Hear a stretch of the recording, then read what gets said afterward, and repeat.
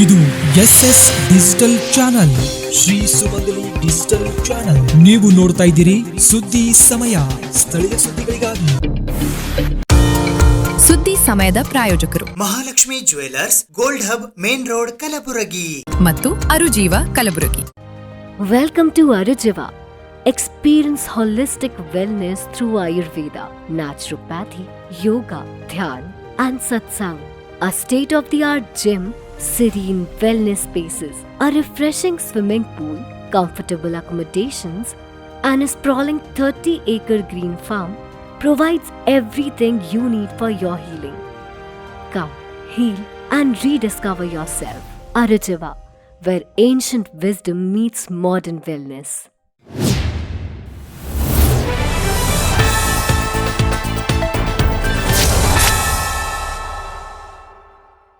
ಸುದ್ದಿ ಸಮಯಕ್ಕೆ ಸ್ವಾಗತ. ನಾನು RJ ಮಂಜು ಹಿರೋಳಿ.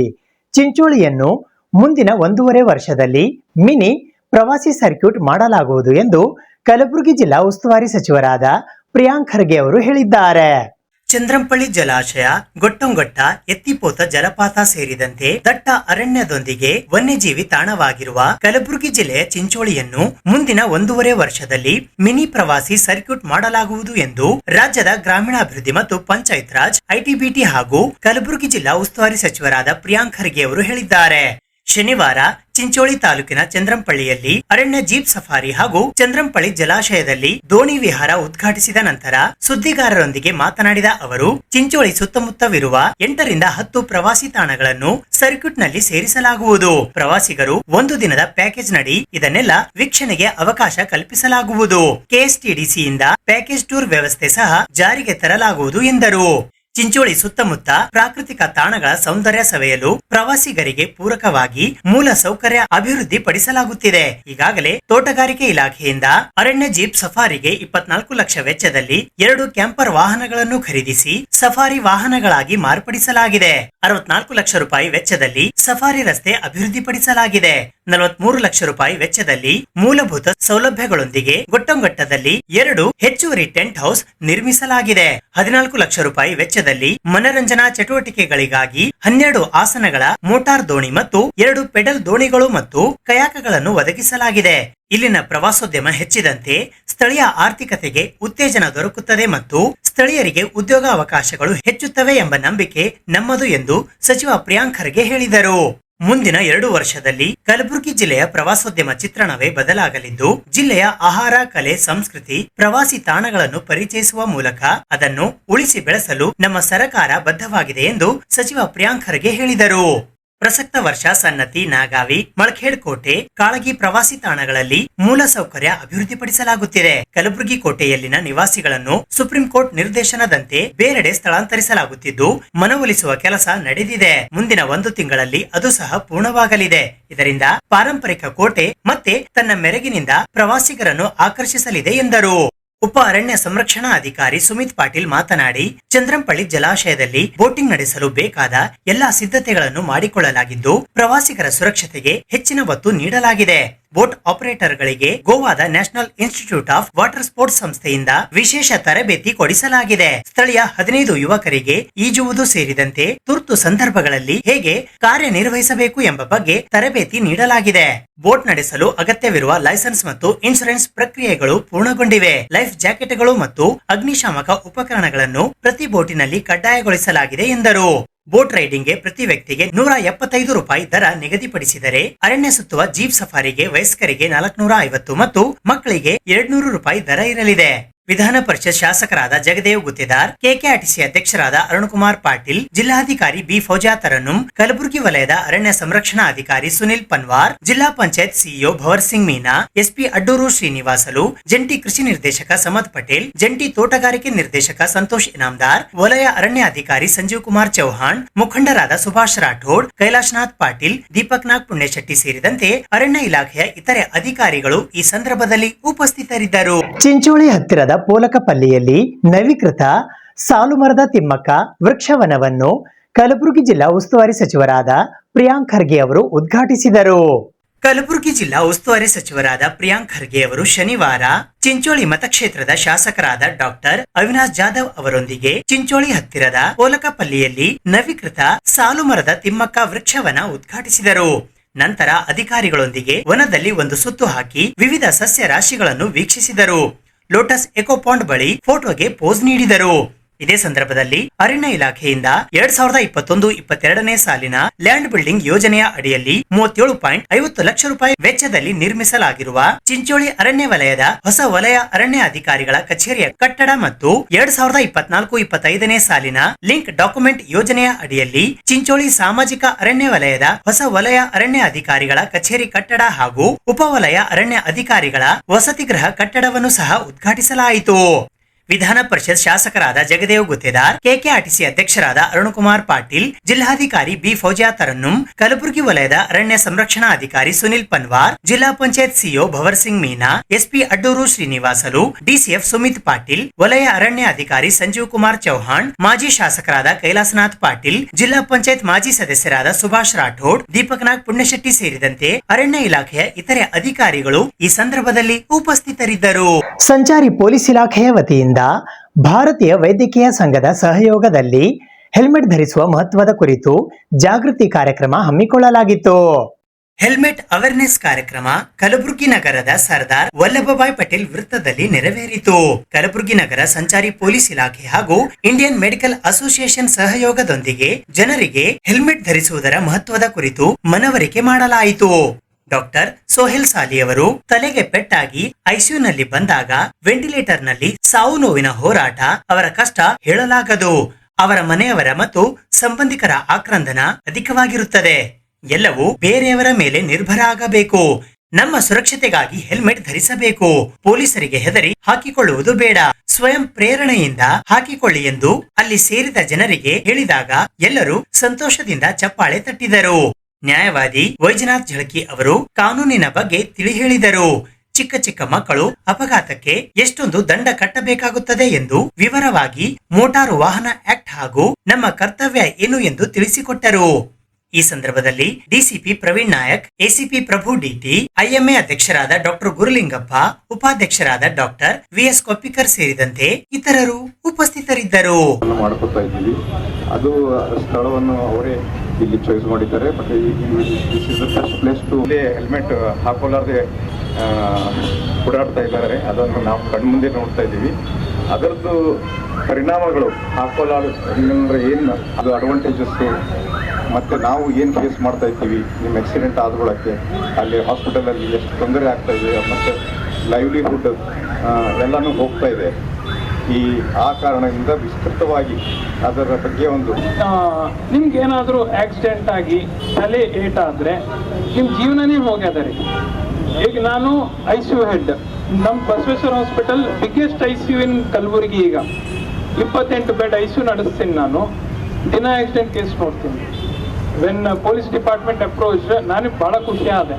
ಏನಪ್ಪ ಅವರು ಒಂದು ಸಫರ್ ಆಗಲ್ರಿ, ಬಿದ್ದವರು ಕೋಮನಲ್ಲಿ ಇರ್ತಾರೆ, ದಿನ ಅಂತಾರ್ರಿ ಅವ್ರೇನ್ರಿ ಕಣ್ ಬಿಡ್ತಾರೇನೋ ಅಂತ. ಕೆಲವು ಮಂದಿ ಬಿಟ್ಟರು ಕೈ ಕಾಲ್ ಒಂದು ಡ್ಯಾಮೇಜ್ ಆಗಿರುತ್ತೆ, ಹೆಡ್ ಸರ್ಜರಿ ಅಂತ ಮಾಡ್ತೀವಿ. ಅದು ಮಾಡಿ ಬ್ಲೀಡಿಂಗ್ ಏನಾಗಿರುತ್ತೆ ಒಳಗಡೆ ಕ್ರೇನಿಯಮ್ ಅಲ್ಲಿ, ಅದು ಸಾಫ್ ಮಾಡಿದ ನಂತರ ಕೂಡ ನಿಮ್ಗೆ ಅದು ಡೆಫಿಸಿಟ್, ನಿಮ್ಗೆ 100% ಪವರ್ ವಾಪಸ್ ಬರಲ್ಲ. ಈಗ ನಿಮ್ಗೆ ಇದೇನದ, ನಿಮ್ಗೆ ಹಾಕೊಂಡ್ರೆ ಒಂದು ಸಿಟ್ಟು ಬರುತ್ತೆ ಸ್ಟಾರ್ಟಿಂಗ್ ಅಲ್ಲಿ, ಸ್ವೆಟ್ಟಿಂಗ್, ನಮ್ಮ ಬಿಸಿಲು ಜಾಸ್ತಿ, ಚಿಡ್ಚಿಡಾಗುತ್ತೆ, ಏನಕ್ಕೆ ಹಾಕೋಬೇಕಪ್ಪ ಬಿಡಿ ಹಂಗೆ ಇದೀವ ಅಂತ. ನಿಮ್ಮ ಲೈಫ್ ಸ್ಪ್ಯಾನ್ ಅಲ್ಲಿ ನೀವು ಒಂದ್ಸತಿ ಏನಾದ್ರೂ ಬಿಟ್ರೆ ನಿಮ್ ಲೈಫ್ ಹೋಗುತ್ತೆ. ನಿಮ್ ಪರ್ಸೆಂಟೇಜ್ ಆಫ್ ಚಾನ್ಸಸ್ ನಾವು ಮಾತಾಡ್ತೀವಿ. ಒಂದು ಪೊಲೀಸ್ ಸಿಬ್ಬಂದಿ ಮುಖಾಂತರ ತಿಳಿಸಿದ್ರೆ ಬಹಳಷ್ಟು ಅನುಕೂಲ ಆಗುತ್ತೆ. ನಾವು ಇಲ್ಲೇ ಬೇಕಾದ್ರೆ ಇದೇ ಜಾಗದಲ್ಲಿ ತೆಗೆದುಕೊಳ್ತೇವೆ. ನೀವು ಸಹಕರಿಸಿ, ನಮ್ಗಷ್ಟು ಅನ್ನೋದು ಡಬಲ್ ಎಲ್ಲ ಸ್ನೆಲ್ ಅಂತಿದೆ. ಇದು US ಅಂತಾರಾಷ್ಟ್ರೀಯ ಮಟ್ಟದ ಗುಣಮಟ್ಟದ ಹೆಲ್ಮೆಟ್ ಇದೆ. ಒಂದು ಸಲ ಒಂದು ICU ಅಡ್ಮಿಟ್ ಕಾಯ್ತಾ ಇರ್ತಾರೆ. ನಿಮ್ಮ ತಲೆಗೆ ಸ್ವಲ್ಪ ಪೆಟ್ಟಾದ್ರೂ ಅವರಿಗೆ, ನಿಮಗೆಲ್ಲ ಅವರಿಗೆಲ್ಲ ಅಕ್ವಾ ಹೊಡೆದಾಗ ಅವರಿಗೆ ಇಡೀ ಕುಟುಂಬಕ್ಕದು ಪಾರ್ಶ್ವವಾಯು ಹೊಡೆದಾಗ ಆಗೋದು. ನಮ್ಗೆ ನೆಕ್ಸ್ಟ್ ಯಾರು ತಂದು ಹಾಕೋರು, ಮಕ್ಕಳಿಗೆ ನೋಡೋರು ಯಾರು, ನಮ್ಮ ಮುಂದಿನ ಗತಿ ಏನು, ಈ ಪ್ರಶ್ನೆಗಳು ನಿಮ್ಗೆ ಆದ ತಕ್ಷಣ ಅವ್ರಿಗೆ ಅವ್ರ ಮಂಡ್ಯಲ್ಲಿ ಬರ್ತಕ್ಕಂಥದ್ದು. ಇದೆಲ್ಲದಕ್ಕೂ ಉತ್ತರ ನೀವು ಸುರಕ್ಷಿತವಾಗಿ, ನಮಗೆ ಯಾವ ಕಂಪನಿ ಪ್ರಚಾರ ಅಥವಾ ಹೆಲ್ಮೆಟ್ ಧರಿಸಲಿಕ್ಕೆ ಒತ್ತಾಯ ಅಲ್ಲ ಇದು.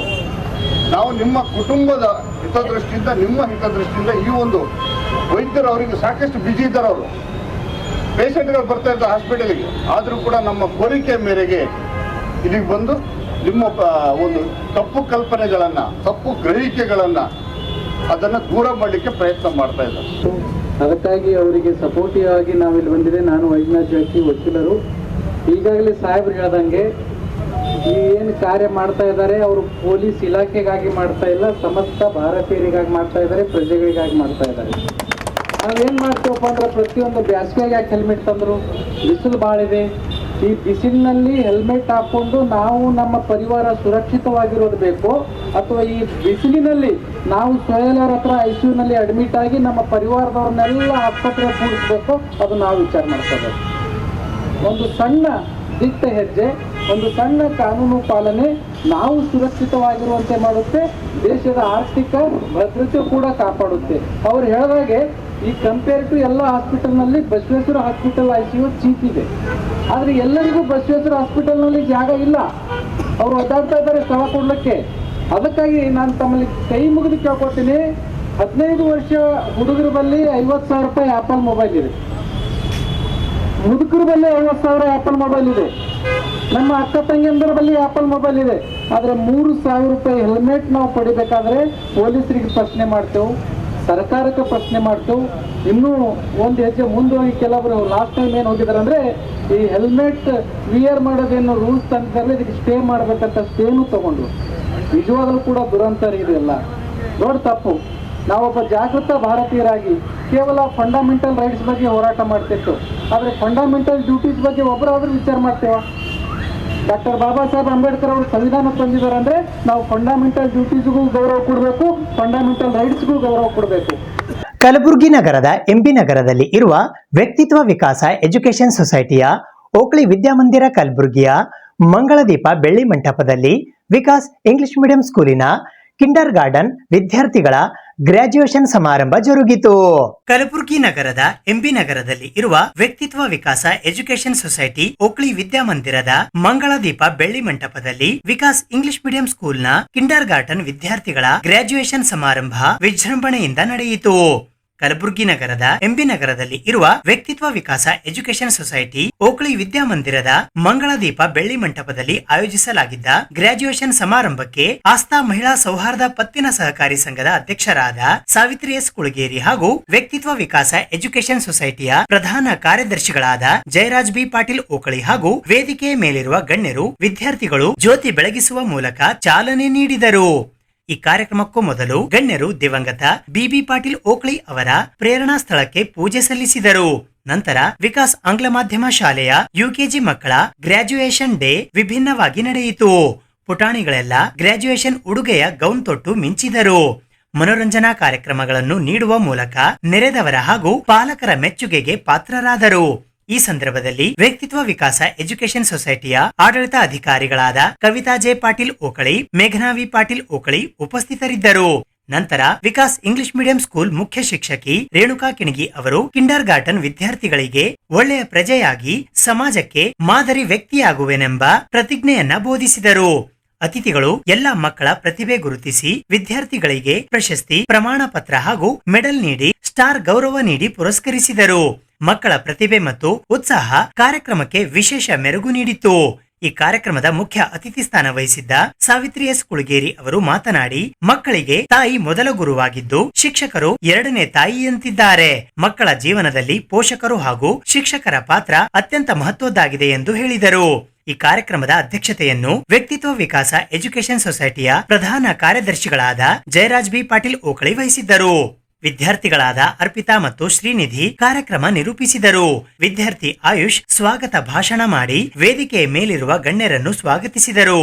ವಿದ್ಯಾರ್ಥಿನಿ ಆರಾಧ್ಯ ವಂದನಾರ್ಪಣೆ ಸಲ್ಲಿಸಿದರು. ಈ ಸಂದರ್ಭದಲ್ಲಿ ವ್ಯಕ್ತಿತ್ವ ವಿಕಾಸ ಎಜುಕೇಶನ್ ಸೊಸೈಟಿಯ ನಿರ್ದೇಶಕರಾದ Eeranna Gowdagave, Vikas English medium school ಮುಖ್ಯ ಶಿಕ್ಷಕಿ ರೇಣುಕಾ ಕಿಣಗಿ, ಕನ್ನಡ ಕಾನ್ವೆಂಟ್ ಹೈಸ್ಕೂಲ್ ಮುಖ್ಯ ಶಿಕ್ಷಕಿ ಸುನಂದ, ಕನ್ನಡ ಕಾನ್ವೆಂಟ್ ಹಿರಿಯ ಪ್ರಾಥಮಿಕ ಶಾಲೆಯ ಮುಖ್ಯ ಶಿಕ್ಷಕಿ ಜಯಶ್ರೀ ರಾಚೋಟಿ ಸೇರಿದಂತೆ ವಿದ್ಯಾರ್ಥಿಗಳು, ಪೋಷಕರು, ಪಾಲಕರು ಸೇರಿದಂತೆ ಅನೇಕರು ಈ ಕಾರ್ಯಕ್ರಮದಲ್ಲಿ ಉಪಸ್ಥಿತರಿದ್ದರು. This is a first milestone. Today they are graduated, first graduate in their life. This is a very important and special moment for them. This graduation is very important in everyone's life. We are very proud that Vikas English Medium School, Oakley Vidya Mandir is the first school in the Gulbarga North Zone to celebrate, to graduate the UKG students. We are proud because in 2017 we started this. From 2017, every year more than 20-25 students we are graduating, because this is a very proud and happy moment for even for parents. It is an encouragement to the students and also motivation. As I said, this is a first milestone because in future after PG they will graduate, but this is most important during their childhood. So I am proud of parents. Every Saturday they will be having an activity. There will be Saturday bag free day, that is we have celebrating. We are organizing smart Saturday activity, because this every Saturday they are going to learn something creativity, especially for kindergarten. Creativity is nothing but something they are learning, because each and everything, every skills are developed. Learning skill, writing skill, etc. So how we are very proud of our management. This all, everything is possible because the blessings of our Professor B.B. Patil Oakley sir. So I wish all the graduates a very and happy, proud moment. Congratulations on behalf of our management, our teachers, parents and all the heads of our institution. ಸುದ್ದಿ ಇನ್ನು ಇವೆ, ಸದ್ಯಕ್ಕೆ break.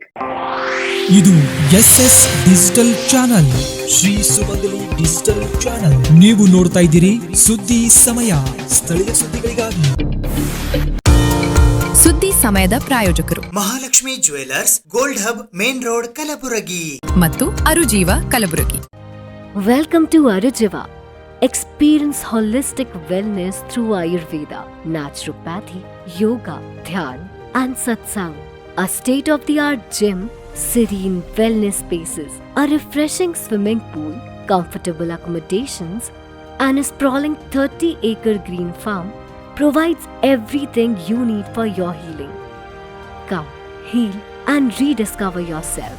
Arujiva, where ancient wisdom meets modern wellness.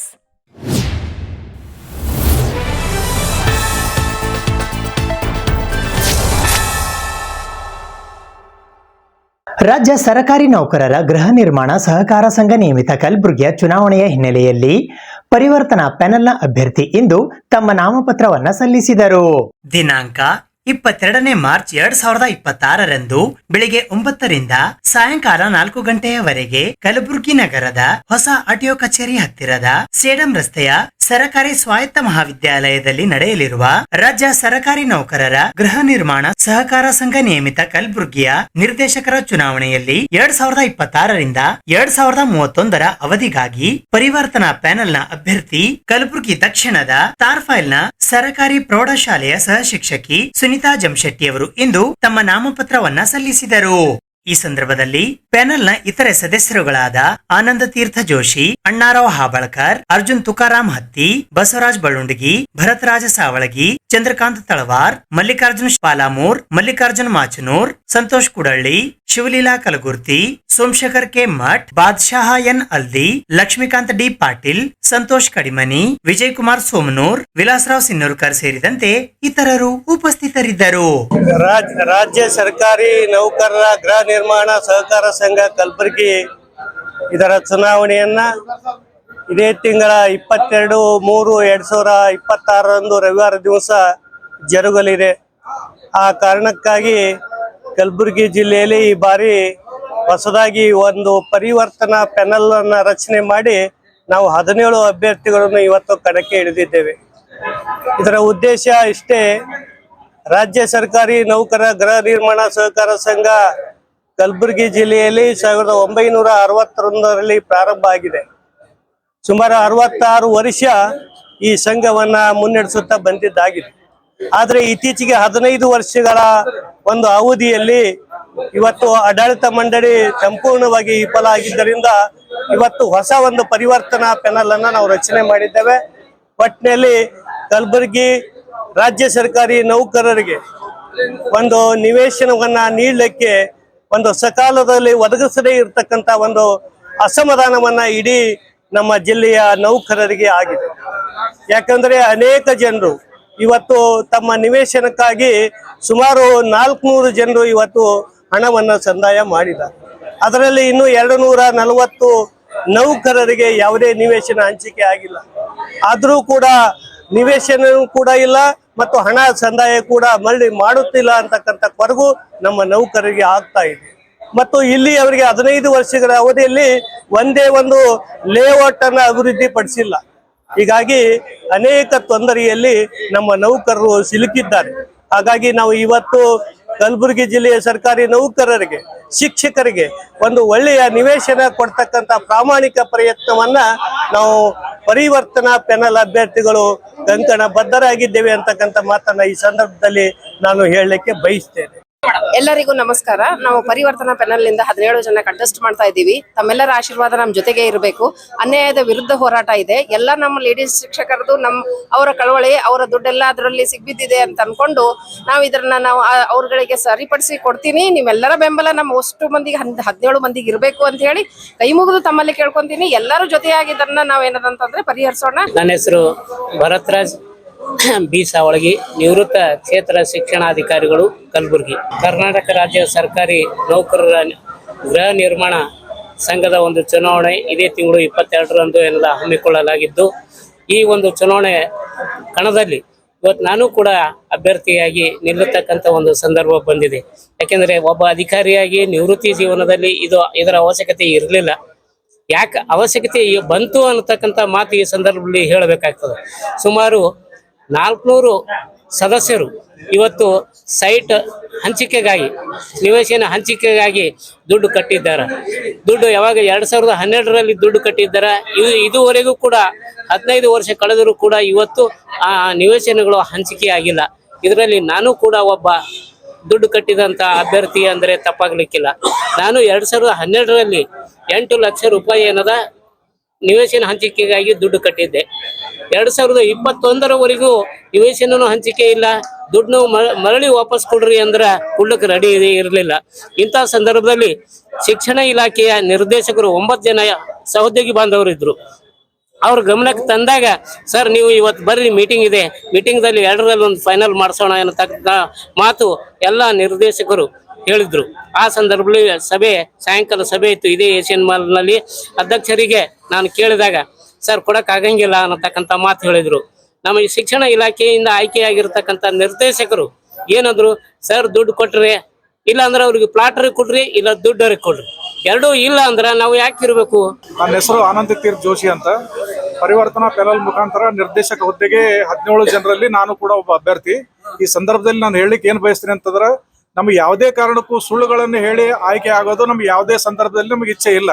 ನಾವು ಏನ್ ಮಾತಾಡ್ತೀವಿ ಪ್ರಾಮಾಣಿಕವಾಗಿ ಈ ಕಲಬುರಗಿಯ ಒಂದು ಆರಾಧ್ಯ ದೈವ ಶರಣಬಸವೇಶ್ವರ ಮೇಲೆ ಪ್ರಮಾಣ ಮಾಡಿ ಹೇಳ್ತೀವಿ. ನಾವು ಯಾವುದೇ ವಿಷಯವನ್ನು ಸುಳ್ಳು ಹೇಳ್ತಾ ಇಲ್ಲ, ಅಪಪ್ರಚಾರ ಮಾಡ್ತಾ ಇಲ್ಲ. ವಾಸ್ತವಿಕ ವಿಷಯಗಳನ್ನು ಜನರ ಸದಸ್ಯರ ಗಮನಕ್ಕೆ ತರ್ಲಿಕ್ಕತ್ತೀವಿ. ವಾಸ್ತವಿಕ ಬಿಟ್ಟು ನಾವು ಯಾವುದೇ ವೈಯಕ್ತಿಕ ಟೀಕೆಗಳಾಗ್ಲಿ, ವೈಯಕ್ತಿಕ ನಿಂದನೆಗಳಾಗ್ಲಿ ಮಾಡ್ತಕ್ಕಂಥ ಹೀನ ಕೃತ್ಯಕ್ಕೆ ನಾವು ಇದುವರೆಗೆ ಇಳಿದಿಲ್ಲ, ಮುಂದೆ ಕೂಡ ಇಳಿಯೋದಿಲ್ಲ. ತೀರಾಗಿ ವೈಯಕ್ತಿಕ ವಿಷಯಗಳಿಗೆ ಬಂದಾಗ ಮಾತ್ರ ಅನಿವಾರ್ಯವಾಗಿ ನಾವು ವೈಯಕ್ತಿಕವಾದಂತ ವಿಷಯಗಳನ್ನ ಮಾತಾಡ್ಬೇಕಾಗ್ತದೆ. ಅವ್ರ ಹತಾಶ ಮನೋಭಾವದಿಂದ ವೈಯಕ್ತಿಕ ವಿಷಯಗಳನ್ನು ಹೇಳ್ತಿದ್ದಾರ. ಅವರು 15 ವರ್ಷ ಅಧಿಕಾರದಲ್ಲಿದ್ದಾಗ ಯಾವ ಸಾಧನೆ ಮಾಡಿವಿ, ಯಾವ ಸಾಧನೆ ಮಾಡ್ಲಿಕ್ಕೆ ಆಗಿಲ್ಲ ಅನ್ನೋದ್ರ ಬಗ್ಗೆ ಸ್ಪಷ್ಟತೆ ಕೊಡ್ಬೇಕು ಹೊರತಾಗಿ ಬೇರೆ ವಿಷಯಗಳನ್ನು ಅನಗತ್ಯ ವಿಷಯಗಳನ್ನು ಮಾತಾಡೋದು ಸರಿ ಅಲ್ಲ ಅಂತ ಈ ಸಂದರ್ಭದಲ್ಲಿ ಹೇಳ್ತಾ, ಸತ್ಯ ಮತ್ತು ಸುಳ್ಳುಗಳನ್ನ ಪರಾಮರ್ಶೆ ಮಾಡಿ ನಮ್ಮ ಪರಿವರ್ತನಾ ಪ್ಯಾನಲ್ಗೆ ತಾವೆಲ್ಲರ ಸಮಸ್ತರು ಏನಪ್ಪಾ ಅಂದ್ರೆ ಮತದಾರರು ಬೆಂಬಲಿಸಿ ಈ ಒಂದು ಸಂದರ್ಭದಲ್ಲಿ ನಮ್ಗೆ ಆಯ್ಕೆ ಮಾಡಬೇಕು. ಸರ್ವಾನುಮತದಿಂದ ಎಲ್ಲ 17 ಜನರಿಗೆ ಆಯ್ಕೆ ಮಾಡ್ಬೇಕಂತ ಎಲ್ಲರಿಗೂ ಕಳಕಳಿಯಲ್ಲಿ ವಿನಂತಿ ಮಾಡ್ತೀನಿ. ನಮಸ್ಕಾರ. AIDSO ವತಿಯಿಂದ ಕಲಬುರಗಿ ನಗರದ ಡಾಕ್ಟರ್ SM ಪಂಡಿತ್ ರಂಗಮಂದಿರದಲ್ಲಿ ಕಲ್ಯಾಣ ಕರ್ನಾಟಕ ವಲಯ ಮಟ್ಟದ ಪ್ರತಿರೋಧ ಸಮಾವೇಶ ಹಮ್ಮಿಕೊಳ್ಳಲಾಗಿತ್ತು. ಎಐಡಿಎಸ್ಒ ಕರ್ನಾಟಕದ ವತಿಯಿಂದ ಕಲ್ಯಾಣ ಕರ್ನಾಟಕ ವಲಯ ಮಟ್ಟದ ಪ್ರತಿರೋಧ ಸಮಾವೇಶವು ದಿನಾಂಕ 14 ಮಾರ್ಚ್ 2026ರಂದು ಕಲಬುರಗಿ ನಗರದ ಡಾಕ್ಟರ್ ಎಸ್.ಎಂ. ಪಂಡಿತ್ ರಂಗಮಂದಿರದಲ್ಲಿ ಜರುಗಿತು. ಈ ಸಮಾವೇಶಕ್ಕೆ ಅತಿಥಿಗಳಾಗಿ ಅಲ್ಲಮಪ್ರಭು ಬೆಟ್ಟದೂರು, ಹಿರಿಯ ಸಾಹಿತಿಗಳು ಮತ್ತು ರಾಜ್ಯಾಧ್ಯಕ್ಷರು, ಎಐಎಸ್ಸಿಸಿ ಕರ್ನಾಟಕ ರಾಜ್ಯ ಸಮಿತಿ ಚಾಮರಸ ಮಾಲಿ ಪಾಟೀಲ್, ಕರ್ನಾಟಕ ರಾಜ್ಯ ಗೌರವ ಅಧ್ಯಕ್ಷರು, ರಾಜ್ಯ ರೈತ ಸಂಘ ಕೆಆರ್ಆರ್ಎಸ್, ಅಶ್ವಿನಿ ಕೆಎಸ್, ವಿಜಿ ದೇಸಾಯಿ, ರಾಘವೇಂದ್ರ ಕುಷ್ಟಗಿ ಸಂಸ್ಥಾಪಕರು, ಹೈದರಾಬಾದ್ ಕರ್ನಾಟಕ ಜನಾಂದೋಲನ ಕೇಂದ್ರ ಹಾಗೂ ಡಾಕ್ಟರ್ ಚಂದ್ರಗಿರೀಶ್ ಪ್ರಾಂಶುಪಾಲರು, ವಿದ್ಯಾನಿಧಿ ಪದವಿ ಪೂರ್ವ ಕಾಲೇಜು ರಾಯಚೂರು ಆಗಮಿಸಿದ್ದರು. ಮುಖ್ಯ ಭಾಷಣಕಾರರಾಗಿ ಅಶ್ವಿನಿ ಕೆಎಸ್, ರಾಜ್ಯಾಧ್ಯಕ್ಷರು, ಎಐಡಿಎಸ್ಒ ಕರ್ನಾಟಕ ರಾಜ್ಯ ಸಮಿತಿ ಆಗಮಿಸಿದ್ದರು. ಭಾಷಣಕಾರರಾಗಿ ಭಗವಾನ್ ರೆಡ್ಡಿ, ರಾಜ್ಯ ಕಾರ್ಯದರ್ಶಿ, ಎಐಕೆಕೆಎಂಎಸ್ ಕರ್ನಾಟಕ ರಾಜ್ಯ ಸಮಿತಿ, ಎಂಎನ್ ಮಂಜುಳಾ, ರಾಜ್ಯಾಧ್ಯಕ್ಷರು, ಎಐಎಂಎಸ್ಎಸ್ ಕರ್ನಾಟಕ ರಾಜ್ಯ ಸಮಿತಿ, ಶರಣಪ್ಪ ಉದ್ಬಾಳ್, ರಾಜ್ಯಾಧ್ಯಕ್ಷರು, ಎಐಡಿವೈಒ ಕರ್ನಾಟಕ ರಾಜ್ಯ ಸಮಿತಿ ಆಗಮಿಸಿದ್ದರು. ಸುಭಾಷ್ ಬಿಜೆ, ರಾಜ್ಯ ಖಜಾಂಚಿ, ಎಐಡಿಎಸ್ಒ ಕರ್ನಾಟಕ ರಾಜ್ಯ ಸಮಿತಿ ಪ್ರಾಸ್ತಾವಿಕ ನುಡಿಗಳನ್ನಾಡಿದರು. ಅಧ್ಯಕ್ಷತೆಯನ್ನು ಅಭಯ ದಿವಾಕರ್, ರಾಜ್ಯ ಉಪಾಧ್ಯಕ್ಷರು, ಎಐಡಿಎಸ್ಒ ಕರ್ನಾಟಕ ರಾಜ್ಯ ಸಮಿತಿ ವಹಿಸಿದ್ದರು. ಪ್ರಾರಂಭ ಆದವು. ಆಮೇಲೆ ಬಿಕಾಂನಲ್ಲಿ ಪ್ರಾರಂಭ ಆದವು. BScಯಲ್ಲಿ ಮಾತ್ರ ಅದು ಸಾಧ್ಯ ಆಗಲಿಲ್ಲ. ಆದರೆ ನಾನು ಕಾಲೇಜಿನ ಪ್ರಾಚಾರ್ಯನಾದಾಗ ನಮ್ಮ ಎಲ್ಲ ವಿಜ್ಞಾನ ವಿಭಾಗದ ಅಧ್ಯಾಪಕರನ್ನು ಕರೆದು ಒಂದು ವಿನಂತಿ ಅವರಿಗೆ ಮಾಡಿದೆ. ವಿದ್ಯಾರ್ಥಿಗಳಿಗೆ ತಿಳಿಯದೇ ಇದ್ದಾಗ ನೀವು ಖಂಡಿತವಾಗಿ ವಿಜ್ಞಾನದ ವಿಷಯವನ್ನು ಕೂಡ ಕನ್ನಡದಲ್ಲಿ ತಿಳಿಸ್ಬೇಕು. ಯಾಕೆಂದರೆ ವಿಷಯ ತಿಳಿಯುವುದು ಬಹಳ ಮುಖ್ಯವಾಗಿದೆ. ವಿಷಯ ತಿಳಿದರೆ ಅವರು ನಂತರ ಯಾವುದೇ ಮಾಧ್ಯಮದಲ್ಲಿ ಬರೆಯಲಿಕ್ಕೆ ಶಕ್ತರಾಗ್ತಾರೆ ಅನ್ನುವಂಥ ವಿಚಾರ ನಾನು ಹೇಳಿದ್ದೆ. ಇವತ್ತು ಕೊನೆಯದಾಗಿ ಇನ್ನು ಮಾತಾಡುವವರು ಭಾಳ ಇದ್ದಾರೆ. ಆದ್ದರಿಂದ ಈ ಮ್ಯಾಗ್ನೆಟ್ ಶಾಲೆ ಅನ್ನೋದು ಶಾಲೆಗಳನ್ನು ಮುಚ್ಚುವಂತಹ ಒಂದು ವ್ಯವಸ್ಥಿತವಾದಂತಹ ಯೋಜನೆ. ಈ ಯೋಜನೆಯಿಂದ ಖಾಸಗಿ ಶಾಲೆಗಳಿಗೆ ಅನುಕೂಲ ಆಗುತ್ತೆ. ಜಾಗತೀಕರಣದಲ್ಲಿ ಶಿಕ್ಷಣಕ್ಕೆ ಆದ್ಯತೆ ಇಲ್ಲ. ಶಿಕ್ಷಣವೂ ಕೂಡ ಖಾಸಗೀಕರಣಗೊಳ್ಳಬೇಕು ಅನ್ನುವಂತಹ ಒಂದು ಎಳೆ ಅದರ ಒಳಗಡೆ ಇದೆ ಅನ್ನುವಂತಹ ವಿಚಾರವನ್ನು ನಾವು ಇಟ್ಕೊಂಡು ಶಿಕ್ಷಣ, ಆರೋಗ್ಯ ಈ ಕ್ಷೇತ್ರಗಳು ಮತ್ತು ಉದ್ಯೋಗ, ಶಿಕ್ಷಣ, ಆರೋಗ್ಯ, ಉದ್ಯೋಗಗಳನ್ನು ಒದಗಿಸಿಕೊಡ್ತಕ್ಕಂಥದ್ದು ಸರ್ಕಾರದ ಆದ್ಯ ಕರ್ತವ್ಯ.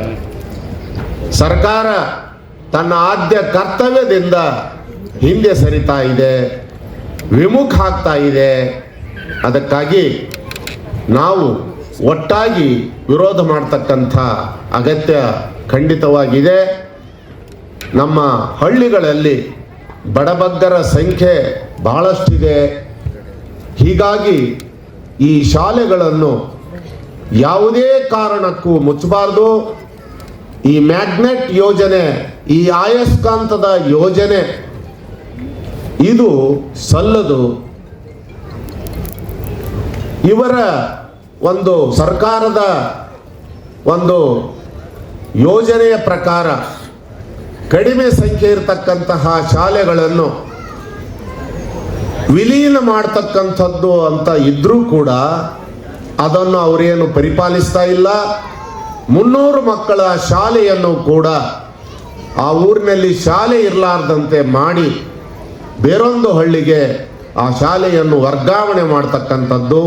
ಇದು ಕೇಂದ್ರೀಕರಣ ನೀತಿ. ಕೇಂದ್ರೀಕರಣ ನೀತಿ ಎಲ್ಲ ಕ್ಷೇತ್ರಗಳಲ್ಲಿಯೂ ಸಲ್ಲದು. ಕೊಪ್ಪಳದಲ್ಲಿ ಕಾರ್ಖಾನೆಗಳನ್ನು ಒಂದು ಕಡೆಗೆ ಕೇಂದ್ರೀಕರಣ ಮಾಡಿದ್ದರಿಂದ ಪರಿಸರ ಮಾಲಿನ್ಯ ಆಗಿದೆ. ಶಿಕ್ಷಣದ ಕೇಂದ್ರೀಕರಣವು ಕೂಡ ಅಪಾಯಕಾರಿಯಾದದ್ದು. ಶಿಕ್ಷಣದ ವಿಕೇಂದ್ರೀಕರಣ ಬಹಳ ಮುಖ್ಯ. ಕರ್ನಾಟಕ ಸರ್ಕಾರ 2,000 ಕೋಟಿ ರೂಪಾಯಿ ಸಾಲ ತಂದಿದೆಯಲ್ಲ, ಅದರ ಸದ್ಬಳಕೆ ಆಗಬೇಕಾಗಿದ್ರೆ ಈ ಶಾಲೆಗಳಿಗೆ ಶಿಕ್ಷಕರಿಲ್ಲ, ಪೂರ್ಣಾವಧಿ ಶಿಕ್ಷಕರಿಲ್ಲ, ಮೂಲಭೂತ ಸೌಕರ್ಯಗಳಿಲ್ಲ. ಅವುಗಳನ್ನು ಒದಗಿಸಿಕೊಡ್ಲಿಕ್ಕೆ ಈ ಹಣವನ್ನು ಸರ್ಕಾರ ಬಳಸಬೇಕಲ್ಲದೆ ಖಂಡಿತವಾಗಿಯೂ ಕೂಡ ಈ ಶಾಲೆಗಳಿಗೆ ವರ್ಗಾಯಿಸಲಿಕ್ಕೆ, ಮ್ಯಾಗ್ನೆಟ್ ಶಾಲೆಗಳನ್ನು ಕಟ್ಟಿಸಲಿಕ್ಕೆ ಅನಗತ್ಯವಾಗಿ ಸರ್ಕಾರ ಖರ್ಚು ಮಾಡ್ತದೆ. ಮಾರ್ಚ್, ಏಪ್ರಿಲ್ ಮತ್ತು ಮೇ ತಿಂಗಳುಗಳಲ್ಲಿ ಹೆಲ್ಮೆಟ್ ಕಡ್ಡಾಯ ಆದೇಶವನ್ನ ಹಿಂಪಡೆಯುವಂತೆ ಜೈ ಕನ್ನಡಿಗರ ರಕ್ಷಣಾ ವೇದಿಕೆಯ ವತಿಯಿಂದ ಕಲಬುರಗಿ ನಗರ ಪೊಲೀಸ್ ಆಯುಕ್ತಾಲಯದ ಕಚೇರಿಯಲ್ಲಿ ಮನವಿ ಪತ್ರವನ್ನ ಸಲ್ಲಿಸಲಾಯಿತು. ಕಲಬುರಗಿ ನಗರದಲ್ಲಿ ಈಗ ಬೇಸಿಗೆ ಬಿಸಿಲು 40ರಿಂದ 45 ಡಿಗ್ರಿ ಇದ್ದು, ಈ ಸಮಯದಲ್ಲಿ ಹೆಲ್ಮೆಟ್ ಕಡ್ಡಾಯಗೊಳಿಸಿದರೆ ಸಾರ್ವಜನಿಕರಿಗೆ ತೊಂದರೆಯಾಗುತ್ತದೆ. ಕಾರಣ ಮಾರ್ಚ್, ಏಪ್ರಿಲ್, ಮೇ ಈ 3 ತಿಂಗಳು ಹೆಲ್ಮೆಟ್ ಕಡ್ಡಾಯ ಆದೇಶವನ್ನು ಹಿಂಪಡೆಯುವಂತೆ ಜೈ ಕನ್ನಡಿಗರ ರಕ್ಷಣಾ ವೇದಿಕೆ ರಾಜ್ಯ ಘಟಕ ಕಲಬುರಗಿಯ ವತಿಯಿಂದ ಇಂದು ಕಲಬುರಗಿ ನಗರ ಪೊಲೀಸ್ ಆಯುಕ್ತರಿಗೆ ಮನವಿ ಪತ್ರವನ್ನ ಸಲ್ಲಿಸಲಾಯಿತು. ಈ ಸಂದರ್ಭದಲ್ಲಿ ರಾಜ್ಯಾಧ್ಯಕ್ಷರಾದ ಸಚಿನ್ ಫರ್ಹತಾಬಾದ್, ಸುರೇಶ್ ಹನುಗುಡಿ, ಅಕ್ಷಯ್, ಗುಡ್ಡು ಸಿಂಗ್, ಅಣವೀರ್ ಪಾಟೀಲ್, ಶಿವಕುಮಾರ್ ಯಾದವ್, ಪಿಂಟು ಜಮಾದಾರ್, ಹುಲಿಕಂಡ್, ಮಲ್ಲು, ದರ್ಶನ್, ಶ್ರೀಮಂತ್ ಸೇರಿದಂತೆ ಇತರರು ಉಪಸ್ಥಿತರಿದ್ದರು.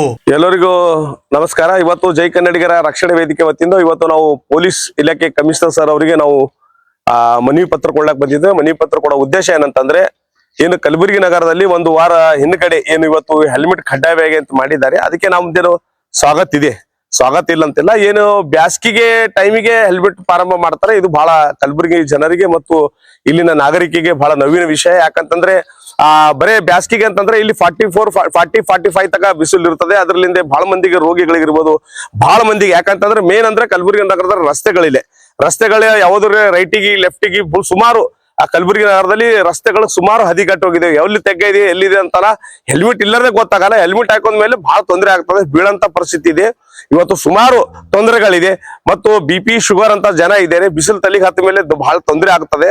ಮತ್ತು ಅದು ಹೆಲ್ಮೆಟ್ ಹಾಕೊಂಡ್ಮೇಲೆ ನಮ್ಗೆ ಅಕ್ಕಪಕ್ಕದಲ್ಲಿ ನೋಡಕ್ ಆಗಲ್ಲ.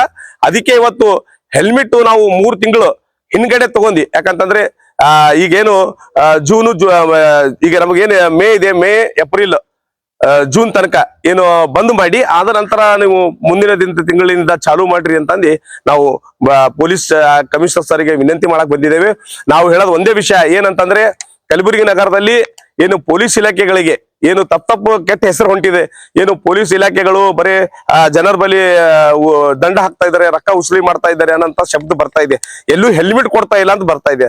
ನಾನು ಕಮಿಷನರ್ ಸಾಹೇಬರಿಗೆ ವಿನಂತಿ ಮಾಡ್ತೇನೆ, ಸರ್ ನಿಮಗೆ ಸಾರ್ವಜನಿಕರ ರಕ್ಷಣೆ ಮಾಡ್ಬೇಕಾಗಿತ್ತು, ಸಾರ್ವಜನಿಕರ ಜೀವ ಉಳಿಸ್ಬೇಕಾಗಿತ್ತು ಅಂತಂದ್ರೆ ಯಾವ ಜಾಗದಲ್ಲಿ ನೀವು ದಂಡ ಹಾಕ್ತಿರೋ, ಯಾವ ಗಾಡಿ ಹಿಡಿತಿರೋ ಅಲ್ಲೇ ಒಂದು ಹೆಲ್ಮೆಟ್ ಕೊಡುವಂತ ಕೆಲಸಗಳು ಮಾಡ್ಬೇಕು.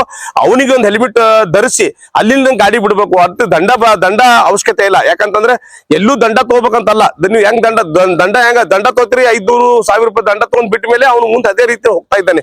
ಮುಂದೆ ಹೆಲ್ಮೆಟ್ ತಗೋಲ್ಲ. ಅವ್ನು ಮುಂದೆ ಹಿಂದೆ ಏನಂತಾನೆ, ನಾನು ದಂಡ ಕಟ್ಟಿದ್ದೀನಿ ಸರ್, ಹೆಲ್ಮೆಟ್ ಯಾಕೆ ತಗೊಳ್ಳಿ ಅಂತ ಅನ್ನೋದಂತ ಶಬ್ದಗಳು ಮಾತುಗಳು ಕಲಬುರಗಿ ನಗರದ ಆಡ್ತಾ ಇದ್ದಾರೆ. ಅದಕ್ಕೆ ದಯವಿಟ್ಟು ಕಮಿಷನರ್ ಸಾಹೇಬರಿಗೆ ವಿನಂತಿ ಮಾಡ್ತೀನಿ, ಮುಂದೆ ನೀವು ಏನು ಜನವರಿ, ಮಾರ್ಚ್, ಏಪ್ರಿಲ್ ನಂತರ ಹೆಲ್ಮೆಟ್ ಜಾರಿ ಮಾಡ್ತಿರೋ, ಆ ಜಾರಿ ಮಾಡಾಗೆ ಮುಂದಿನ ದಿನದಲ್ಲಿ ಏನ್ ಕಂಪನಿಗಳಿದೆ ಹೆಲ್ಮೆಟ್ ಕಂಪನಿಗಳಿಗೆ ಅಕ್ಕಪಕ್ಕದಲ್ಲಿ ನಿಂದ್ರಿಸ್ಕೊಂಡಿ ನೀವು ಯಾರಿಗೂ ಗಾಡಿ ಹಿಡಿತೀರಿ ಅಂತಂದ್ರೆ ಗಾಡಿ ಹಿಡಿದಾಗ ಅವ್ರಿಗೆ ಹೆಲ್ಮೆಟ್ ಕೊಡುವಂತ ಕೆಲಸಗಳು ಮಾಡಿ ಅವ್ರಿಗೆ ಜೀವ ಉಳಿಸುವಂತ ಕೆಲಸಗಳು ಮಾಡಿ ನಿಮ್ದು ಕೆಲಸ ಮಾಡೋದಕ್ಕೆ ನಾವು ಸ್ವಾಗತವನ್ನು ಮಾಡ್ತೇವೆ. ನಾವು ಹೆಲ್ಮೆಟ್ ಎಲ್ಲೂ ಕಡ್ಡಾಯ ಇಲ್ಲ, ಹೆಲ್ಮೆಟ್ಗೆ ಸ್ವಾಗತ ಇದೆ. ಆದ್ರೆ ನಮಗೆ ಈಗ ಬಿಸಿಲು ಇರೋ ಕಾರಣದಿಂದ ಇದೊಂದು ಅಲ್ಲಿ ಮತ್ತು ಮುಂದಿನ ಬರೋ ತಿಂಗಳದ 3 ತಿಂಗಳು ಸಿಗ್ನಲ್ಗಳು, ಯಾಕೆ ಸಿಗ್ನಲ್ಗಳಲ್ಲಿ ನಿಂತರಾಗ ಎಷ್ಟೋ ಮುದುಕರಿಗೆ ಚಕ್ಕರ್ ಬರೋಂತ ಮೊನ್ನೆ ಒಂದ್ 2-3 ಮಂದಿಗೆ ತಿಮ್ಮಾಪುರದಲ್ಲಿ ಚಕ್ಕರ್ ಬಂದಿದೆ. ಸುಮಾರು ಕರ್ಗೆ ಪೆಟ್ರೋಲ್ ಬಂಪ್ ಇರ್ಬೋದು, ಸುಮಾರು ಕಂಪ್ಲೇಂಟ್ಗಳು ಹೊಂಟಿದೆ. ಅದಕ್ಕೆ ಅಲ್ಲೂ ಒಂದು 2-3 ತಿಂಗಳನ್ನು ಸಿಗ್ನಲ್ ಬಂದ್ ಮಾಡುವುದು. 12ರಿಂದ ಸಾಯಂಕಾಲ 5 ಗಂಟೆ ತನಕ ಸಿಗ್ನಲ್ ಬಂದ್ ಮಾಡಬೇಕು. ಇದು ಅಲ್ಲಿವರೆಗೂ ಇದು ಹೆಲ್ಮೆಟ್ ಕಡ್ಡಾಯ ಮಾಡಿ ಮುಂದಿನ ದಿನದಾಗ ಹೆಲ್ಮೆಟ್ ಪರ್ಮಿಟ್ ಮಾಡಬೇಕು ಅಂತಂದು ನಾನು ಪೊಲೀಸ್ ಕಮಿಷನರ್ ವಿನಂತಿ ಮಾಡ್ತಾ ಇದ್ದೆ. ಏಪ್ರಿಲ್ 7ರಿಂದ ಮೇ 8ರವರೆಗೆ ರಂಗಾಯಣ ಕಲಬುರಗಿಯ ವತಿಯಿಂದ ಮಕ್ಕಳ ಹಬ್ಬ 2026 ಮಕ್ಕಳ ಬೇಸಿಗೆ ರಂಗ ತರಬೇತಿ ಶಿಬಿರ ಹಮ್ಮಿಕೊಳ್ಳಲಾಗಿದೆ ಎಂದು ರಂಗಾಯಣ ಕಲಬುರಗಿಯ ನಿರ್ದೇಶಕರಾದ ಡಾಕ್ಟರ್ ಸುಜಾತಾ ಜಂಗಮಶೆಟ್ಟಿ ಅವರು ತಿಳಿಸಿದ್ದಾರೆ. ಕಲಬುರಗಿ ರಂಗಾಯಣವು ಮಕ್ಕಳ ಹಬ್ಬ 2026 ಮಕ್ಕಳ ಬೇಸಿಗೆ ತರಬೇತಿ ಶಿಬಿರವನ್ನು ಹಮ್ಮಿಕೊಂಡಿದೆ. ಜಾನಪದ ಕಲಾ ಪ್ರಕಾರಗಳ ಪ್ರಾತ್ಯಕ್ಷಿಕೆ ಮತ್ತು ತರಬೇತಿ, ಮಕ್ಕಳ ಕರಕುಶಲ ತಯಾರಿಕೆ, ಮಕ್ಕಳಿಂದಲೇ ಸಾಹಿತ್ಯ ರಚನೆ, ಕಥೆ, ಕವನ, ಹನಿಗವನ ಇತ್ಯಾದಿ ಚಟುವಟಿಕೆಗಳೊಂದಿಗೆ ಅವರ ವ್ಯಕ್ತಿತ್ವ ವಿಕಸನಕ್ಕೆ, ಸೃಜನಶೀಲ ಧ್ವನಿಗೆ ಸೂಕ್ತ ವೇದಿಕೆ ಕಲ್ಪಿಸಿಕೊಡುವುದೇ ಈ ಮಕ್ಕಳ ಹಬ್ಬ 2026 ರಂಗ ತರಬೇತಿ ಶಿಬಿರದ ಮುಖ್ಯ ಉದ್ದೇಶವಾಗಿದೆ ಎಂದು ರಂಗಾಯಣ ಕಲಬುರಗಿಯ ನಿರ್ದೇಶಕರಾದ ಡಾಕ್ಟರ್ ಸುಜಾತಾ ಜಂಗಮಶೆಟ್ಟಿ ಅವರು ಇಂದು ಪತ್ರಿಕಾಗೋಷ್ಠಿಯ ಮೂಲಕ ತಿಳಿಸಿದ್ದಾರೆ. ಈ ಶಿಬಿರವು ದಿನಾಂಕ 7ನೇ ಏಪ್ರಿಲ್ 2026ರಿಂದ 8ನೇ ಮೇ 2026ರವರೆಗೆ ನಡೆಯಲಿದೆ. 150 ಮಕ್ಕಳಿಗೆ ಮಾತ್ರ ಪ್ರವೇಶ ಕಲ್ಪಿಸಲಾಗಿದೆ. 2,000 ರೂಪಾಯಿ ದರ ನಿಗದಿಪಡಿಸಲಾಗಿದೆ. 5 ವರ್ಷ ಪೂರ್ಣಗೊಂಡಿರುವ ಹಾಗೂ 16 ವರ್ಷದ ಒಳಗಿನ ಮಕ್ಕಳು ಈ ಶಿಬಿರದಲ್ಲಿ ಭಾಗವಹಿಸಬಹುದು. ಆಸಕ್ತರು ರಂಗಾಯಣ ಕಲಬುರ್ಗಿಯ ಕಚೇರಿಗೆ ನೇರವಾಗಿ ಅಥವಾ ದೂರವಾಣಿ 08472227735 ಈ ಸಂಖ್ಯೆಗೆ ಏಪ್ರಿಲ್ 5ರ ಒಳಗಾಗಿ ಪ್ರವೇಶ ಶುಲ್ಕದೊಂದಿಗೆ ಪಾಲಕರು ಖುದ್ದಾಗಿ ತಮ್ಮ ಮಗುವಿನೊಂದಿಗೆ ಹಾಜರಾಗಿ ಪ್ರವೇಶ ನೋಂದಾಯಿಸಬಹುದಾಗಿದೆ. ಮಕ್ಕಳ ಮನಸ್ಸಿನ ಕ್ರಿಯಾಶೀಲ ಲೋಕವನ್ನು ತೆರೆದಿಡುತ್ತಾ ಅವರ ಪ್ರತಿಭೆಯನ್ನು ಗುರುತಿಸುವ ನಿಟ್ಟಿನಲ್ಲಿ ಮನರಂಜನೆಯೊಂದಿಗೆ ಅವರಿಗೆ ಚಿಂತನೆಯ ಬೀಜವನ್ನು ಬಿತ್ತುವುದೇ ನಮ್ಮ ಬೇಸಿಗೆ ಶಿಬಿರದ ಮೂಲ ಉದ್ದೇಶ. ಇಲ್ಲಿ ನಾವು ಹಲವಾರು ಒಂದು ಆಟಗಳನ್ನು ಮತ್ತು ಈ ಜಾನಪದ ಕಲಾ ಪ್ರಕಾರಗಳನ್ನು, ರಂಗಭೂಮಿಯ ಹಾಡು, ಕುಣಿತ, ನಾಟಕ ಮುಂತಾದ ಎಲ್ಲ ಕಲಾ ಪ್ರಕಾರಗಳನ್ನು ನಾವು ಮಕ್ಕಳಿಗೆ ಪರಿಚಯಿಸ್ತೀವಿ. ಹೋದ ಬಾರಿ ನಮಗೆ ಮಕ್ಕಳು 60 ಜನ ಬಂದಿದ್ದರು. 10 ಜನ ನಾವು ಅನಾಥಾಶ್ರಮದ ಮಕ್ಕಳನ್ನು ನಾವು ಕರೆಸ್ತೀವಿ. ಒಟ್ಟು 70 ಜನ ಹೋದ ಸಲ ಬಂದಿದ್ದರು. ಈ ಬಾರಿ ನಾವು ನಮ್ಮ ನಿರೀಕ್ಷೆಯಂತೆ 150 ಜನ ಬರಬಹುದು ಅಂತ ನಮ್ಮ ನಿರೀಕ್ಷೆ ಇದೆ. ಯಾಕೆಂದರೆ ಹೋದ ಸಲ ತುಂಬ ಚೆನ್ನಾಗಿ ನಮ್ಮ ಮಕ್ಕಳ ಹಬ್ಬ ನಾವು ಆಚರಿಸಿದ್ವಿ ಮತ್ತು ಎಲ್ಲರೂ ನಮಗೆ ಗೊತ್ತಿರಲಿಲ್ಲ, ನಾವು ಬರೋಕ್ಕಾಗಲಿಲ್ಲ ಅನ್ನುವ ಒಂದು ಮಾತನ್ನು ಕೂಡ ನಮಗೆ ಹೇಳಿರೋದ್ರಿಂದ ಈ ಸರಿ ನಾವು 150 ಜನ ಬರ್ಬೋದು ಅನ್ನುವ ನಿರೀಕ್ಷೆಯನ್ನು ಇಟ್ಕೊಂಡಿದ್ದೀವಿ. ನಮ್ಮ ಈ ಶಿಬಿರದ ಸಂಚಾಲಕರು ನಮ್ಮ ರಾಜ್ಕುಮಾರ್ SK ಅವರು, ಇವರು ನಮ್ಮ ಈಗ ಸದ್ಯ ರಂಗಾಯಣದ ತಂತ್ರಜ್ಞರು ಕೂಡ ಆಗಿದ್ದಾರೆ. ಅವರು ಈ ಮಕ್ಕಳ ರಂಗಭೂಮಿಯ ಸಾಹಿತ್ಯ, ಸಂಗೀತ, ಮನೋಲ್ಲಾಸ, ಮಕ್ಕಳಿಗೆ ರಂಗ ತರಬೇತಿ, ಮಕ್ಕಳಿಂದಲೇ ನಾಟಕ ಪ್ರದರ್ಶನ ಹೋದ ಬಾರಿಗಿಂತಲೂ ಈ ಸಲ ಸ್ವಲ್ಪ ಚೇಂಜ್ ಮಾಡ್ಕೊಂಡಿದ್ದೀವಿ. ಅದೇ ಬೇಡ ಅಂತ ಅನ್ನುವ ನಿಟ್ಟಿನಲ್ಲಿ ಅದು ಗೀಗಿ ಪದ, ತತ್ವಪದ, ಚೌಡ್ಕಿ ಪದ, ಡೊಳ್ಳು ಇವೆಲ್ಲ ನಾವು ಬದಲಿಸಿದ್ದೀವಿ. ಮೊದಲಿನೂ ಬೇರೆ ಇದ್ವು, ಈಗ ಮತ್ತೆ ಇದನ್ನು ಬದಲಿ ಮಾಡ್ಕೊಂಡಿದ್ದೀವಿ. ಕಥಾವಾಚನ ಮತ್ತು ಇಡೀ ಈ ಮಕ್ಕಳಿಗಾಗಿ ಕರ್ನಾಟಕದ ಐತಿಹಾಸಿಕ ಸ್ಥಳಗಳ ಒಂದು ಪರಿಚಯ ಮಾಡಿಕೊಡ್ಬೇಕು ಅಂತ ಹೇಳಿ ಅವರಿಗೆ ಒಂದು ಕಿರುಚಿತ್ರ ಕೂಡ ತೋರಿಸ್ತಾ ಇದ್ದೀವಿ. 2 ಮಕ್ಕಳಿಗೆ ಕಿರುಚಿತ್ರವನ್ನು ಕೂಡ ತೋರಿಸ್ತಾ ಇದ್ದೀವಿ. ಮತ್ತು ಮಕ್ಕಳಿಗೆ ಎಲ್ಲಿ ಕರ್ಕೊಂಡು ಹೋಗಬೇಕು, ಐತಿಹಾಸಿಕ ಸ್ಥಳ ಆಗಿರ್ಬೋದು ಮತ್ತು ಇಲ್ಲೇ ನೋಡುವ ಸ್ಥಳ ಅಲ್ಲೂ ಕೂಡ ನಾವು ಕರ್ಕೊಂಡು ಹೋಗಬೇಕು ಅಂತ ಅಂದ್ಕೊಂಡಿದ್ದೀವಿ. 2,000 ರೂಪಾಯಿ ಶುಲ್ಕ, 100 ರೂಪಾಯಿ ಅರ್ಜಿ ಶುಲ್ಕ ಇಟ್ಕೊಂಡಿದ್ದೀವಿ. ಯಾರು ಮಕ್ಕಳು ಇನ್ನೊಬ್ಬರು ಪೋಷಕರು ಪ್ರಾಯೋಜನೆ ಕೊಡಬೇಕು ಅಂದಿದ್ರೆ 1,000 ರೂಪಾಯಿಗಿಂತ ಮೇಲ್ಪಟ್ಟು ಕೊಡಬೇಕು ಅಂತ ಹೇಳ್ಕೊಂಡಿದ್ದೀವಿ. ಕರ್ನಾಟಕ ರಾಜ್ಯ ಕೋಲಿ ಕಬ್ಬಲಿಗ ಎಸ್ಟಿ ಹೋರಾಟ ಸಮಿತಿ ಕಲಬುರಗಿಯ ರಾಜ್ಯಾಧ್ಯಕ್ಷರಾದ ಲಚ್ಚಪ್ಪ ಜಮಾದಾರ್ ಅವರು ಪತ್ರಿಕಾಗೋಷ್ಠಿಯನ್ನು ನಡೆಸಿದರು. ಕರ್ನಾಟಕ ರಾಜ್ಯ ಕೋಲಿ ಕಬ್ಬಲಿಗ ಎಸ್ಟಿ ಹೋರಾಟ ಸಮಿತಿಯ ರಾಜ್ಯಾಧ್ಯಕ್ಷರಾದ ಲಚ್ಚಪ್ಪ ಜಮಾದಾರ್ ಅವರು ಇಂದು ಪತ್ರಿಕಾಗೋಷ್ಠಿಯನ್ನು ನಡೆಸಿದರು. ಈ ಪತ್ರಿಕಾಗೋಷ್ಠಿಯಲ್ಲಿ ರಾಜ್ಯ ಉಪಾಧ್ಯಕ್ಷರಾದ ರಾಮಲಿಂಗ್ ನಾಟಿಕಾರ್, ಮಲ್ಲಿಕಾರ್ಜುನ್ ಗುಡ್ಬಾ, ಜಿಲ್ಲಾಧ್ಯಕ್ಷರಾದ ಶಿವಧಣಿ, ಕಮಲಾಪುರ ತಾಲೂಕಾಧ್ಯಕ್ಷರಾದ ಅಂಬಾರಾಯ್ ಜವಳಗ, ಶರಣು ಜಮಾದಾರ್ ಜಂಬಗ, ಮಂಜುನಾಥ್ ರಾಯ್ಕೋಡ್, ಪರಮೇಶ್ವರ್ ಅಪಚಂದ್, ಬೆಳ್ಳಪ್ಪ ಇಂಗನ್ಕಲ್, ಜಗದೇವಪ್ಪ ಜಮಾದಾರ್ ಅಂಕಲಗಿ, ಮಂಜು ಜಮಾದಾರ್ ಕಮಲಾಪುರ್ ಸೇರಿದಂತೆ ಇತರರು ಉಪಸ್ಥಿತರಿದ್ದರು. ಇಲ್ಲಿ ಬಂದು ಒಂದು ಪ್ರತಿಭಟನೆ ಮಾಡ್ತಾರೆ. ಇವತ್ತು ತಳವಾರ ಜಾತಿ ಏನಪ್ಪಾ ಅಂದ್ರೆ ಪ್ರಮಾಣ ಪತ್ರ ತೋರ್ತಾ ಇದ್ದಾರೆ ಅಂತ ಹೇಳ್ತಾರೆ. ಇವತ್ತು ತಳವಾರ ಜಾತಿ ಪ್ರಮಾಣ ಪತ್ರ ಯಾರು ಕೊಡ್ತಾರೆ? ಕೊಡ್ಲಿಕ್ಕೆ ಸಾಧ್ಯನೇ ಇಲ್ಲ. ಯಾರ್ದು ದಾಖಲಾತಿ ಪರಿಶೀಲನೆ ಮಾಡಿ ಅವರಿಗೆ ಪ್ರಮಾಣ ಪತ್ರ ಕೊಡಬೇಕಂತ ಸರ್ಕಾರದ ಗೆಜೆಟ್ ಅದ. ಆದ್ರೆ ಇವ್ರು ಏನು ಮಾಡ್ತಾರೆ, ಇವತ್ತು ಕೋರ್ಟ್ನಾಗ ಆ ಒಂದು ವಿಷಯ ನಡೆದವು. ಕೆಲವರ ಜಾತಿಯ ಬಗ್ಗೆ ಕೋರ್ಟ್ನಲ್ಲಿ ಕೇಸ್ಗಳು ಕೂಡ ಇದ್ದಾವೆ. ಇವತ್ತು ಆ ಕೋರ್ಟ್ನಲ್ಲಿ ಕೇಸ್ ಇದ್ದಾಗ ಒಬ್ಬ ಮಾಜಿ ಸಂಸದರಾಗಿ ಇವತ್ತು ಇಲ್ಲಿ ಬಂದು ಏನಪ್ಪ ಅಂದ್ರೆ ಇಲ್ಲ ಸಲ್ಲದ ಆರೋಪ, ಇವತ್ತು ಅಧಿಕಾರಿಗಳಿಗೆ ಒತ್ತಾಯವನ್ನು ಮಾಡುವ ಮೂಲಕ ಅಧಿಕಾರಿಗಳ ಮೇಲೆ ದರ್ಪ ತೋರುವ ರೀತಿಯಲ್ಲಿ ಅದು ಪ್ರಮಾಣ ಪತ್ರ ಅಧಿಕಾರಿಗಳು ಕೊಡಕತ್ತಾರ ಅಂತ ಹೇಳ್ತಾರೆ. ಇವತ್ತು ಸುಮಾರು 1 ವರ್ಷ ಆಯಿತು ಕಲಬುರಗಿ ಯಾದಗಿರಿ ಒಂದೇ ಒಂದು ಸರ್ಟಿಫಿಕೇಟ್ ಕೊಟ್ಟಿಲ್ಲ. ಇವತ್ತು ಒಂದೇ ಒಂದು ಸಿಂಧುತ್ವ ಪ್ರಮಾಣ ಪತ್ರ ಕೊಡ್ತಾ ಇಲ್ಲ. ಯಾರು ಅರ್ಹರಿದ್ದಾರೆ, ಯಾರು ಇವತ್ತು ಸಾಕಷ್ಟು ಯುವ ಜನಾಂಗ ಏನಿದೆ ಇವತ್ತು ಶಿಕ್ಷಣವನ್ನು ಕಲಿತು ಇವತ್ತು ಅವ್ರು ನೌಕರಿಗೆ ಅರ್ಜಿ ಹಾಕಬೇಕಾಗ್ಯದ, ಅವ್ರಿಗೆ ಸರ್ಟಿಫಿಕೇಟ್ ಕೊಡ್ತಾ ಇಲ್ಲ. ಇವತ್ತು ಶಾಲೆಗಳಿಗೆ ಪರ್ಮಿಷನ್ಸ್ ಎಲ್ಲ ಎಂಟ್ರೆನ್ಸ್ ಎಲ್ಲ ಅರ್ಜಿ ಹಾಕಬೇಕಾಗ್ಯದ, ಅವ್ರಿಗೆ ಸರ್ಟಿಫಿಕೇಟ್ ಕೊಡ್ತಾ ಇಲ್ಲ. ಈ ರೀತಿಯಾಗಿ ಅದೇ ಜನಾಂಗ ಇವತ್ತು ತಳವಾರ ಏನಿದ್ದಾರೆ ಅವರಿಗೆ ಸಂಪೂರ್ಣ ಅನ್ಯಾಯವನ್ನು ಇವತ್ತು ಇವರು ಹಿಂಬಾಗಿಲಿಂದ ಮಾಡ್ತಾ ಇದ್ರು. ಇವತ್ತು ಕೋಲಿ ಸಮಾಜ ವಿಷಯ ಬಂದಾಗ ಇವತ್ತು ಈ ಕೋಲಿ ಸಮಾಜದ ಏನಪ್ಪಾ ಅಂದ್ರೆ ಸುಮಾರು 1956ರಲ್ಲೇ STಯಲ್ಲಿದೆ. ಇವತ್ತು 1931ರಲ್ಲಿ ಟೋಕ್ರೆ ಕೋಲಿ, ಇವತ್ತು ಡೋರ್ ಕೋಲಿ ಇವತ್ತು STಯಲ್ಲಿದ್ದಾವೆ. 1931ರಲ್ಲಿ ಇವರು ಮಧ್ಯದಾಗ ಬಂದಾರೆ. ಹೆಂಗೆ ಬಂದಾರಪ್ಪ ಅಂದ್ರೆ ಇವರು ನಾಯ್ಕಡ ಬಿಟ್ಟ ಹೋದ ಪರ್ಯಾಯ ಪದ ಅಂತ ಇವರು ಬಂದಿದ್ದಾರೆ. ನಾಯ್ಕಡ ಅಂದರೆ ಕೋಲಿ ಸಮಾಜ ಜಾತಿ. ಇಡೀ ಭಾರತ ದೇಶದಲ್ಲಿ ಗೆಜೆಟ್ನಲ್ಲಿ ನೀವೆಲ್ಲ ಗೆಜೆಟ್ ಪ್ರಕಾರ ಚೆಕ್ ಮಾಡಿ ನೋಡಿದ್ರೆ ನಾಯ್ಕಡ್ ಅಂದರೆ ಕೋಲಿ ಸಮಾಜ.